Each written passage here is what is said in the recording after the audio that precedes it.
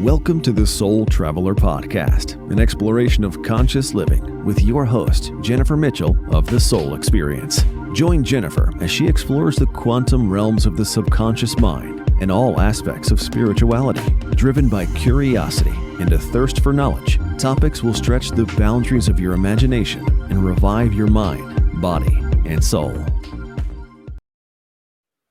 Hello, Soul Travelers. Welcome back to another amazing episode. I am so excited because I have a very special guest here with me today. I have Emma Louise Dyson, who is a earth medicine practitioner and a shamanic witch. Welcome to the show, Emma. Hey, thank you for having me. I'm super excited to be here. Yes, I'm excited to have you here. Can you share with listeners where you're calling us from today? I am in Chester in England today. Wow. And we were chatting offline and it's winter time there.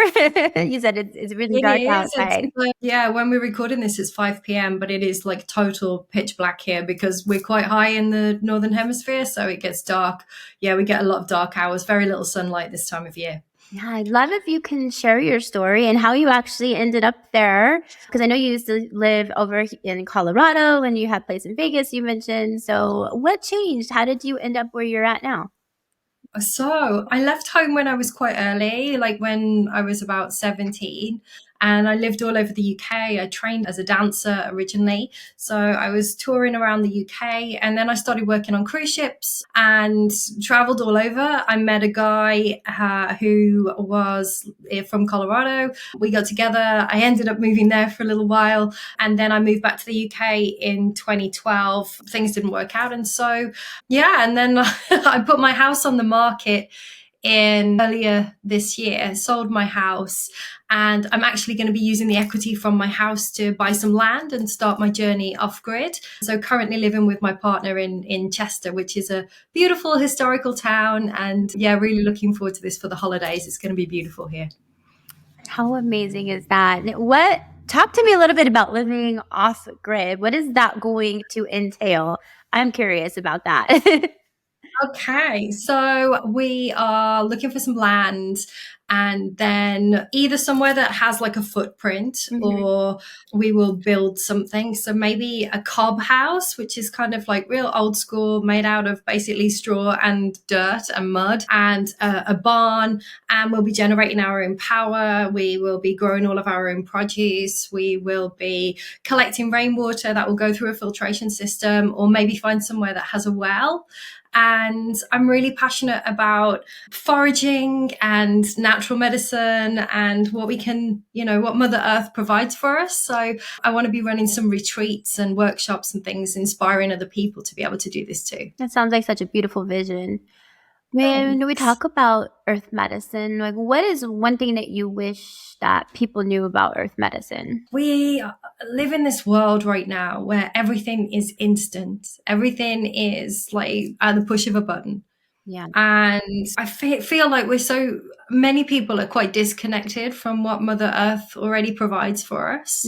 And so earth medicine is really about working with the energies of rocks and minerals, crystals, plants, herbs, working with the elements, plant spirits, all of these wonderful things that are already provided with us, and really kind of grounding into the energy of the earth, which I feel people are so disconnected from a lot of today. And so it's really about teaching people how to bring back into earth and what we have in abundance already for us. Yeah. And I find it so interesting too. I don't know about there where you're at, but here in the States, every single radio commercial, TV commercial is about some pill or some drug that has the longest list of these crazy side effects. And I just find it so wild, Emma, that people find that to be normal. But then there's like skepticism when it comes to earth medicine and natural. Yeah. Well, why do you think that is? And how do you deal with skepticism? Do you come across that frequently or? Yeah, I don't know. I think people are more open now. I think people are more like accepting, but there is that skepticism that comes around. Unfortunately, you can't make any money from something that just grows on the ground. And so I feel that what happened with, because we were provided with all of this from Mother Earth, Yeah. and people think that this is quite new age when actually this is ancient medicine, right? Yeah. Like ancient civilizations all over the world have been working with plants for such a long time. And then the pharmaceutical industry came about and it was big bucks. And now, with all of the way that things are marketed and the propaganda, and Yeah. that it's really shunned like natural medicine. But it's really interesting. For example, I use a flower called meadowsweet, a plant called meadowsweet, which is really good for kind of as a natural painkiller. And so is the bark of willow trees. Willow trees is also a good painkiller.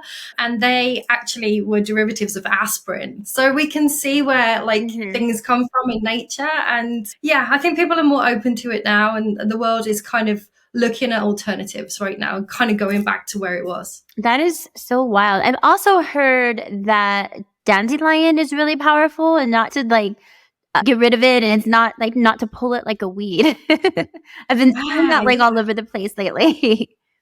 yeah, dandelion is incredible. Like it has so many benefits. The roots in particular are really beneficial. They're a diuretic. When I went to school, like when I was really young, people would say, "Oh, don't pick dandelions because like you pee the bed." But actually, like that's like some folklore. Basically, yeah, they work as a diuretic, so they can help to flush out the liver and the kidneys, and yeah, really beneficial. So you're a shamanic witch. Yes. Define what that means for listeners. So I have been practicing traditional witchcraft for the longest time, and shamanism is, a lot of people think that it is kind of Native American or South American, but there are actually shamans in every single culture around the world, all over the world, from Siberia to the UK to Tibet. And so it's really the oldest practice, spiritual practice, probably 40,000 years old. Wow. And so again, it's working with the energies of earth, working with the elements, again, working with plants and rocks and minerals. And so we're all probably familiar with the law of attraction, and what we put out, we kind of attract back to us.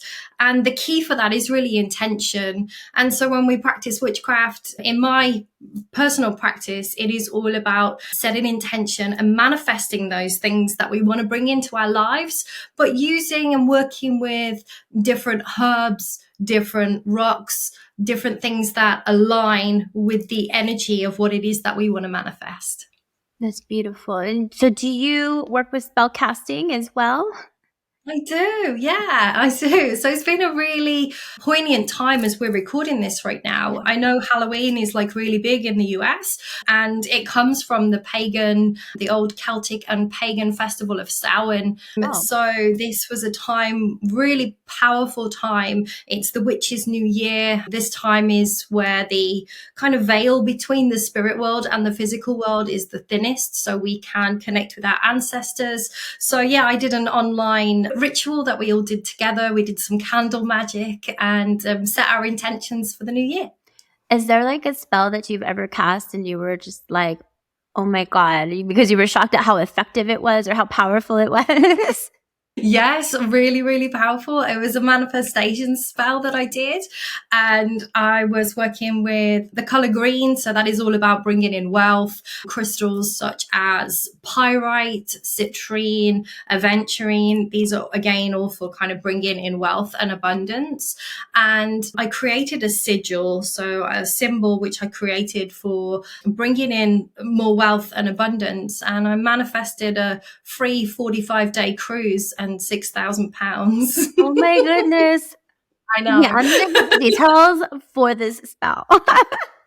It's insane. So, when you say witch, and not necessarily shamanic witch, but we say witch, I think most people have this image in their mind, thanks to the movies and things like that. So I have to ask, do you have a cauldron? I do. Okay. I have several children. Okay, I had to. I'm just picturing, and I was like, I just need to know.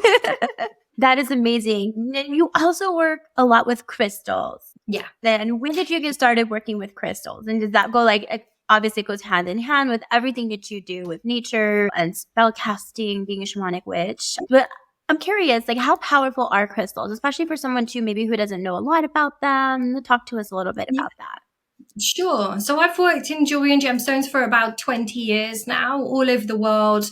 I've represented some big luxury brands, Mont Blanc, David Yurman, Cartier. I traveled all over. I trained in New York in the Diamond District. I visited different gemstone mines in Tanzania.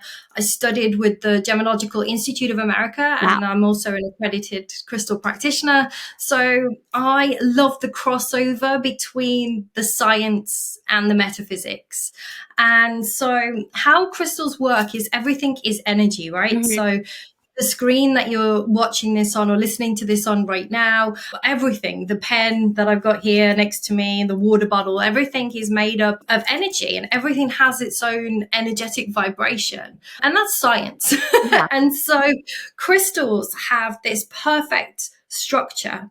And as human beings, we're made up of lots of different vibrations. So our heart, our DNA, our hair, everything has its own vibrations. Crystals are different because they have this perfect crystalline structure. And so they vibrate at one different frequency.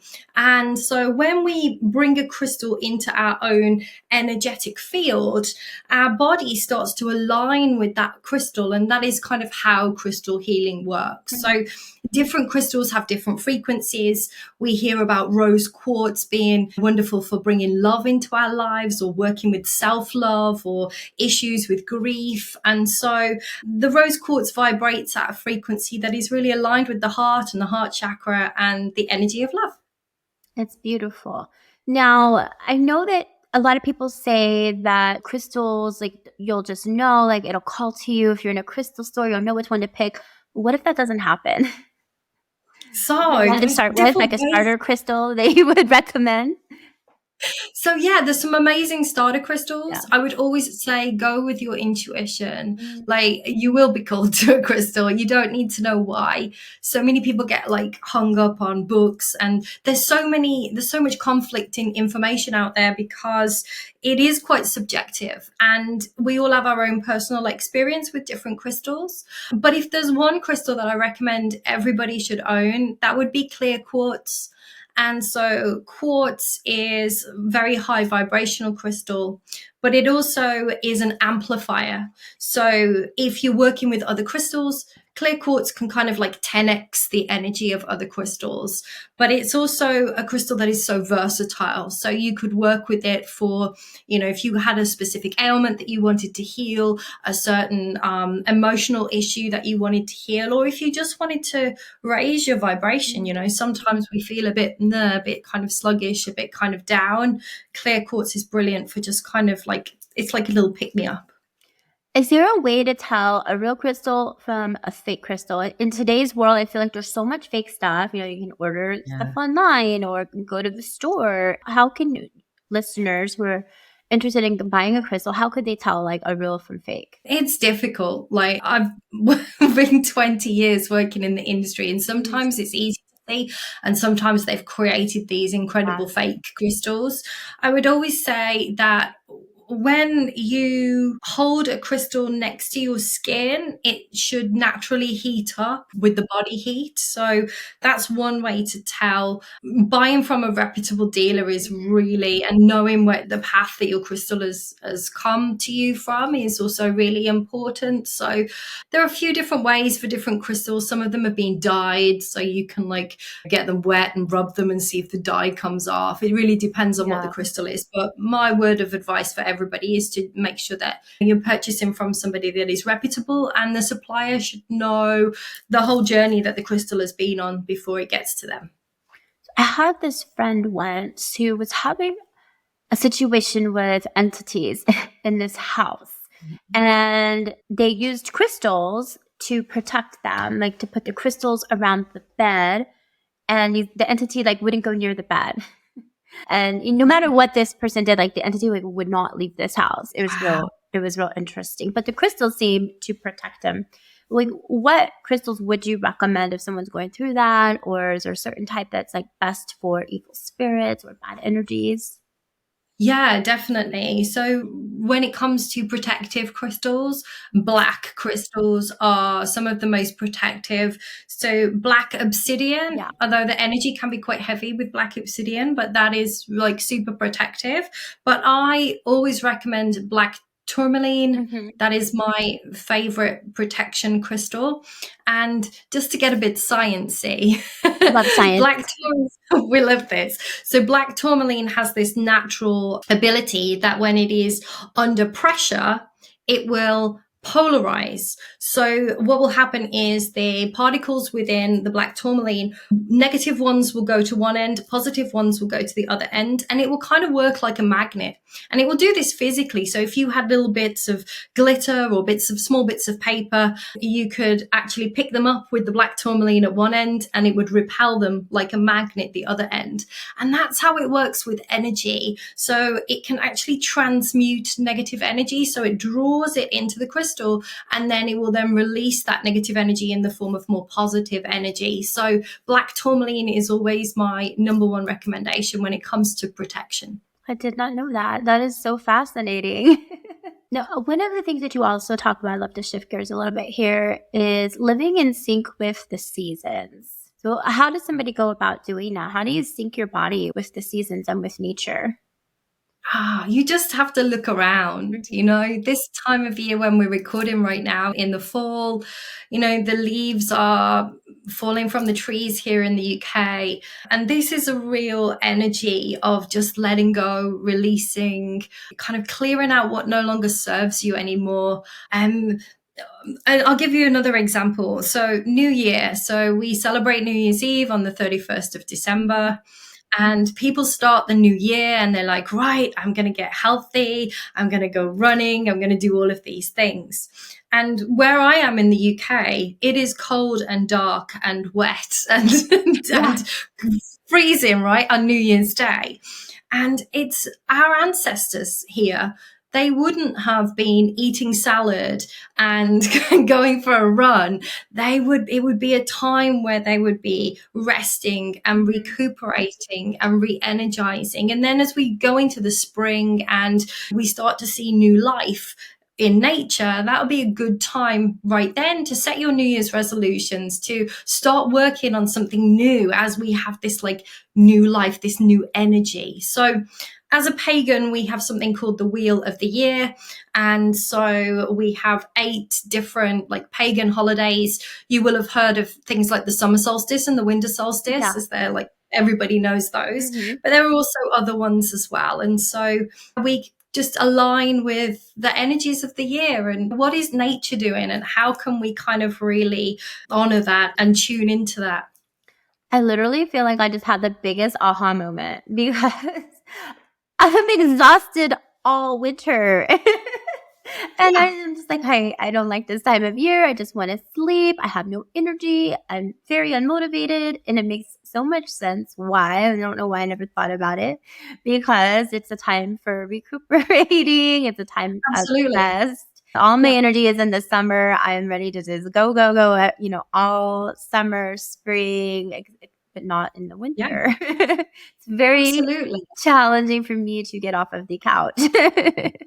I hear you. I really do. Yeah. And it's so interesting, how society has done such a good job at conditioning us that we don't even realize those simple things sometimes, going back to simplicity. And when we think about, like you said, the way our ancestors would have lived.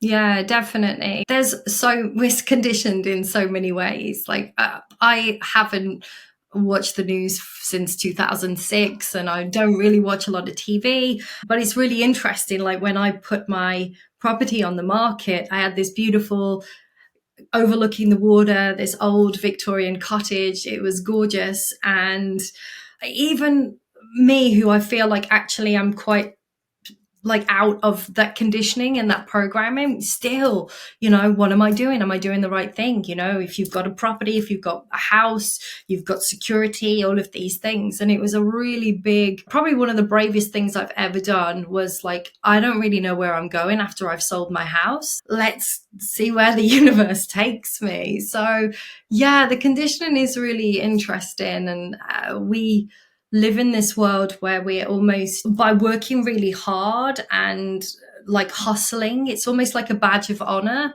when Yeah. actually like just softening a little bit, especially as women, you know, we have this real masculine energy a lot of the time. It's like go, go, go. Sometimes we're quite out of tune with our own kind of feminine flow. So Mhm. yeah. It's like society praises burnout, especially here in the US. I don't know if it's as bad as it is, here in the US. Everywhere I've heard that it's really bad here versus like some places. So I don't really know if that's true, but Yeah. yeah, it's like, you work 80, 100 hours a week and society likes to praise that. I mean, that is literally so bad for the body, and people need to take a time just to self-love and to rest and take care of themselves. And Yeah, definitely. I mean, the whole system from kind of going to school, you know, the things that we're taught at school aren't necessarily the things that we're really going to need to know in our adult life. It's almost like that we go into the school system, which pumps out people to go and work, go to college, get a good job so you can work, and then work crazy hours all of your life. And then by the time you get to retirement age, like, sometimes you just don't even have much time to really enjoy that. And yeah. so, like you say, like self-care, finding balance, and just making some time for you, I think is so important. And that's why I love what I do with earth medicine, witchcraft, because it just brings me back to nature and just grounds me and get out of my head and kind of into my body. Yeah. Yeah. And one point that you just kind of touched on, which is so interesting, because just yesterday I was saying about how from a very young age in school, society prepares us for burnout. I mean, my son goes to school for 8 hours a day and then comes home and has 2 hours of homework. I mean, so Yeah. we're literally programming children to go to work all day and then come home and continue working. Yeah. And which means like, when is their family time? It's Yeah. like that. Yeah. So that programming starts at such a young age. And I was just saying that to my husband like yesterday. Like, I am anti-homework. Like, my poor kids shouldn't have to do this. Like, we don't Yeah. go, is this what we want him to do? Go to school, go to work all day and then come home and continue working? So yeah, it Yeah. is crazy how It young is. that it's instilled in us. Yeah, yeah, it is. I'm meeting more and more people that are homeschooling and world schooling and taking their kids out of school and travel. And yeah, I'm meeting so many more people doing that now. And kind of, I think a lot of the old paradigms and a lot of the old programming, there's a big shift happening, and people are kind of waking up to things that just don't seem to make sense anymore in the world that we live in now. And it's a lovely thing to see. Yeah, I absolutely would love to do the world schooling. It's just a little difficult when partner doesn't necessarily agree with that. I'm working Yeah. on convincing, so I want to do the world cruise, and I have it all planned out. So Yeah. you hit the nail on that there. What are you most excited about for the next step in your off-grid journey? Like, what excites you the most? Actually finding the right piece of land. Yeah. So it's been a few months now, and we've been looking, but I think, again, I don't want to do anything in the winter. I don't think it's going to be the right move here when it's kind of snowing and like Yeah. -5, and like, yeah, that's not going to be a good idea. So we're going to wait until the spring and then really start to look properly, and having a much clearer image now about what we would like. And I really want to create a beautiful retreat space as well, so I can welcome people in and run retreats and workshops. So honestly, the most exciting thing about all of this will be finding the land, but also getting out of the system, Yeah. no mortgage, no kind of like bills, no living within the confines of how we're supposed to live, like having that freedom, and that it's not going to be easy, but It's going to give us just a huge amount of freedom to be self-sufficient and to not have to rely on anything outside of ourselves. Yeah. Yeah. I just have a feeling that when spring comes, you will find the place. Yeah. You're going to just know it. It's going to be right there. And you're going to be like, oh my God, this is it. This is the place. Yeah. I've been looking at so many different places. I found somewhere the other day that had a waterfall in the woodlands and it looked incredible. So yeah, it's kind of going on my vision board. I just felt like there's fairies by the waterfall. I don't know why you said that. And I just pictured like these little fairies. I love that. I absolutely love that. Thank you. That sounds beautiful. I want a place at the waterfall. You can come visit. I would love that.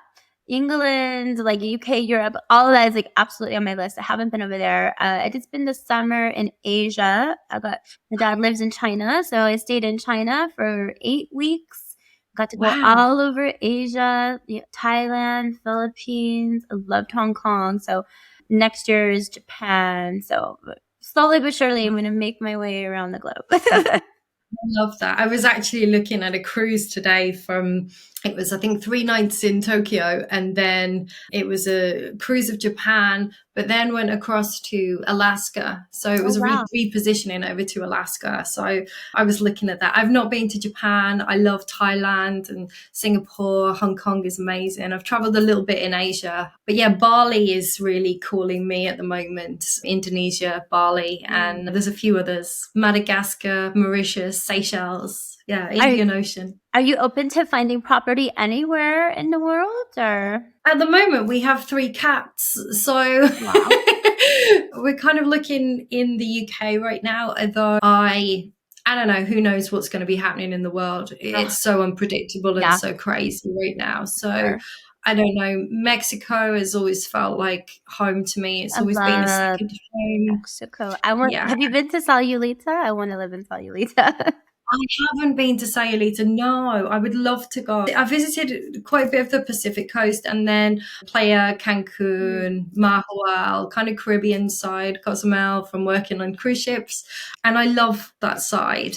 And I've got a lot of friends that kind of moved out there when it all started going a bit crazy in the world, and then they all disappeared to go. Yeah, I love Puerto Vallarta and Sayulita. They're like within 2 hours of each other, so put that on the list. I will do. I love Puerto Vallarta. My friends got married there a couple of years ago. It was amazing. Beautiful there. Well, Emma, I could chat with you all day because your life plan is so intriguing, and obviously we both have a love for travel. Well, what are some final thoughts that you would like to leave listeners with? And also tell us where they can find you online as well. Awesome. Thank you. Final thoughts. Life is short. Actually, death is short, right? Life is longer. I would say if there is anything that is in your heart that you really want to do, that you really want to go, places you want to visit, if you want to escape the current life that you live in, and like be brave, and anything is possible, and you're only limited by your imagination. And so many people may tell you that you're crazy and you shouldn't be doing all of these things. But if you feel it in your heart and it's something that you want to do, go for it, right? Put on your big girl panties or your big boy panties and go for it, because people don't regret the things they do. They regret the things that they don't do. Yeah. So that's my message, my final thoughts. That is really the best advice too. I mean, the only things that are impossible are the things that we don't do, right? Yeah. Absolutely. Oh, loving that. So you can find me I am The Wild and Untamed Way on TikTok, on Instagram. You can find me on Facebook as Emma Louise Dyson. Yeah, I'm kind of in a bit of a transition at the moment with websites and things. By the time this launches, though, my website will be up and running. So that'll be wildanduntamed.co.uk, wildanduntamed.co.uk. Perfect. And I will make sure that listeners have all of that information in the show notes. Well, to everybody out there listening, thank you so much for tuning in today. I love the conversation with Emma, and I know that you're going to enjoy it as well. So bye for now. Thank you so much. This podcast is brought to you by The Soul Experience. quantum healing hypnosis. Are you ready to embark on an inward journey of quantum healing? Quantum healing hypnosis is the most profound method of inner work and self-healing someone can do while on a spiritual path. In a single session, you experience past life regression, exploration between lifetimes, self-healing performed by your subconscious, release of trapped trauma, and answers to your most important life questions. Your higher self has a message for you and is here to help you and guide you on this life journey. Book a session today with Jennifer Mitchell at thesoulexperiences.com.